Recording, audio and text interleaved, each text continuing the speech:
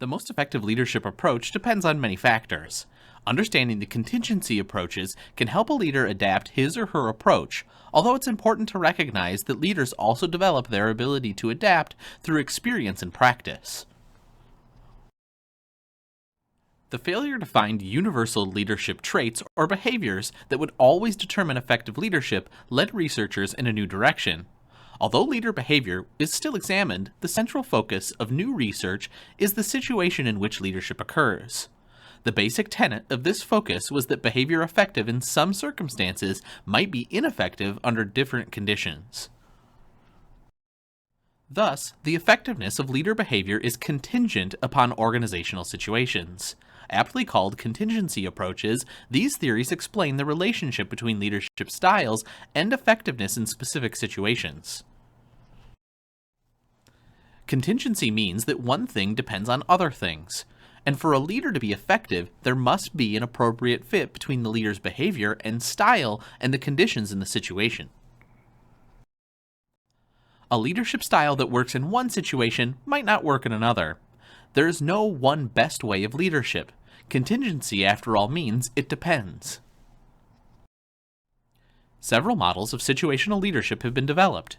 The situational theory of Hershey and Blanchard, the contingency model developed by Fielder and his associates, the path-goal theory, the Vroom model for decision participation, and the substitutes for leadership concept.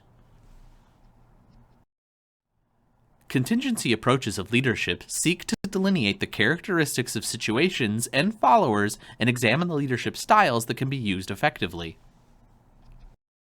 Assuming that a leader can properly diagnose a situation and muster the flexibility to behave accordingly to the appropriate style, successful outcomes are highly likely. Two basic leadership behaviors that can be adjusted and address various contingencies are task behavior and relationship behavior. Let's take a look. Research has identified these two meta-categories, or broadly defined behavior categories, as applicable to leadership in a variety of situations and time periods. A leader can adapt his or her style to be high or low in both task and relationship behavior. High task behaviors include planning short-term activities, clarifying tasks, objectives and role expectations, and monitoring operations and performance. High relationship behaviors include providing support and recognition, developing followers' skills and confidence, and consulting and empowering followers when making decisions and solving problems. There are four possible behavior approaches: low task, high relationship, which is the supportive style; high task, high relationship, which is a coaching style; high task and low relationship, which is an authoritative style; and finally low task and low relationship, a delegating style. Most leaders typically lean towards being stronger in either task or relationship-oriented behavior.